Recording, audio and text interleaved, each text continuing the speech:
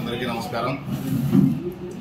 ఈ నెల 16వ తేదీన మన ఎండపల్లి పంచాయతీ పెద్దరామరెడ్డి గారి పనిలో ఫిర్యాదుడైనటువంటి బసిరెడ్డి రిటైర్డ్ ప్రిన్సిపాల్ అతను ఫ్యామిలీతో కలిసి బెంగళూరుకు హాస్పిటల్ మీద పోయినప్పుడు అక్కడ వాళ్ళ ఇంట్లోకి కొంతమంది దొంగలు ప్రవేశించి దొంగతనం చేయడం జరిగింది.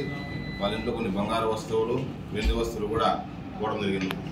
దీంట్లో ఇన్వెస్టిగేషన్లో భాగంగా మన సిసిఎస్ ఇన్స్పెక్టర్ గారు చంద్రశేఖరు ప్లస్ కృష్ణారెడ్డి, అదేవిధంగా మా Zaheer inspector plus ID team వీళ్ళందరూ కూడా కలిసి ఈ నేరం అయినటువంటి 6 మంది ముద్దాయిలను మన దగ్గర అరెస్ట్ చేయడం జరిగినది.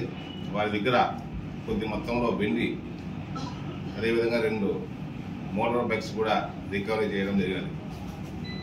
దీంతోపాటు దీంట్లో ఇంకొక వ్యక్తి, పవన్ అనే వ్యక్తి కూడా ఇంకా అరెస్ట్ చేయవలసి ఉంది. అతని దగ్గర ఉన్నటువంటి బంగారును కూడా త్వరలోనే స్వాధీనం చేసుకుంటాం.